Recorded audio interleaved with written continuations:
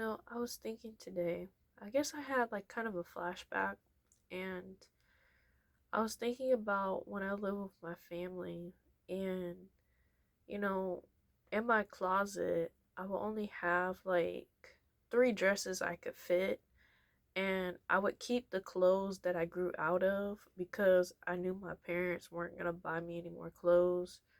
And when I left home, I was like 24, and I only had like three or four dresses that I could fit. And I remember when I was younger, I would try not to gain or lose weight.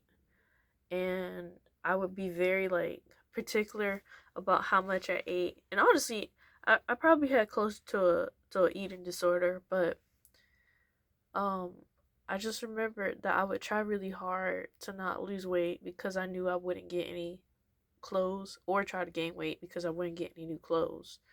And if I grew out of anything, or like anything um like was damaged, like it had a rip or it tore, or something, or like the zipper was broke, I would still keep it, and I would learn how to repair it, or like wear it in a way that you couldn't tell that it was messed up. And you know, these couple years, specifically this year, I have more clothes, and I was just like, man, God, like I really had it pretty bad, and I didn't realize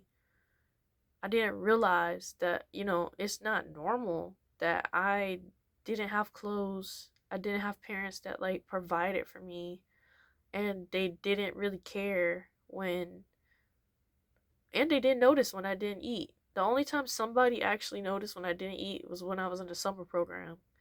And well, twice in the summer program, one person did realize I wasn't eating, but they didn't do anything about it. And then the second time I was in the summer program, I didn't eat though. Like, I was there like Monday through Friday. I come back home, and I would not eat. I would only keep food, and then I would like eat it in my room. But it got to the point where I guess like the summer program noticed, and they started telling me to, like, I had a teacher that would sit with me, and then we would eat lunch together, and that's the only time I ate.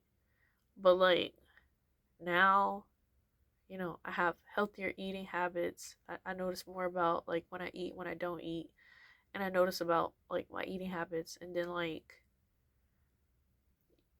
I was like, God, I really don't know like about having clothes. I'm like, I'm thankful that you got me clothes, but I'm like, how many people like what clothes? How many people got like what they be having like what do people like how much clothes are people supposed to have? You know what I mean? Because it's like when you grow up in such a neglected place, you have to learn how to be in a healthy environment. And I don't feel like people give grace for people not understanding like healthier stuff, like learning healthy habits because you didn't grow up with them. Like, even I understand that, I wasn't hugged. I wasn't like, my parents told me they loved me, but I knew they didn't love me, and I knew they didn't like me. And when I got older and people would tell me they love me, like I would be very suspicious because I'm like, I don't even know you. Like I had to understand what was genuine and what was not, even though verbally somebody said something to me. And as well as hugs.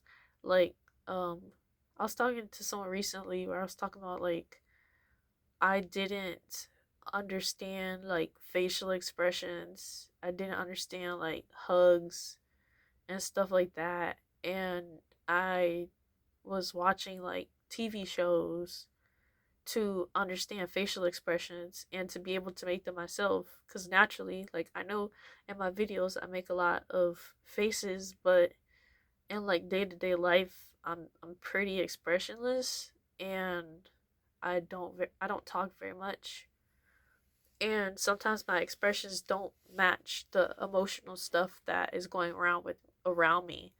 And um that's something that apparently develops when you're a kid, and through like um just like being uh emotionally and physically connected to your parents.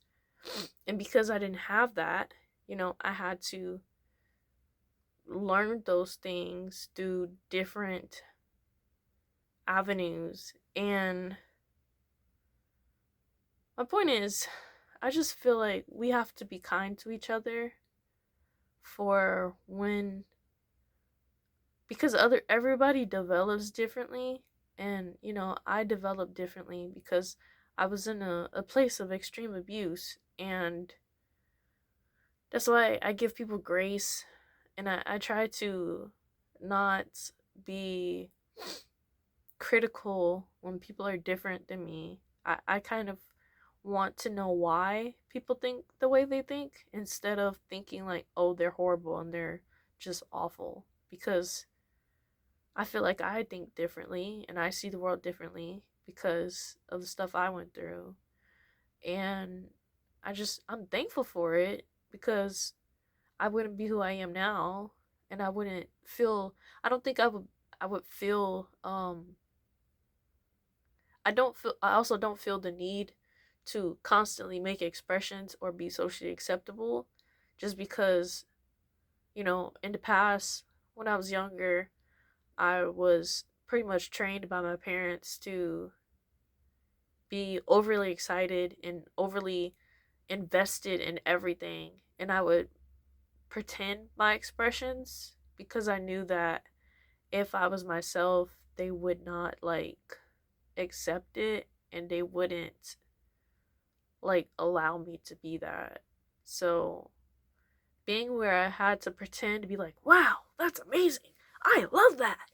To now being like, that's cool. I like that. That's cool. Like, I just don't feel the need to do the socially acceptable thing. And I feel free by that because I know a lot of what the world expects and what toxic people expect.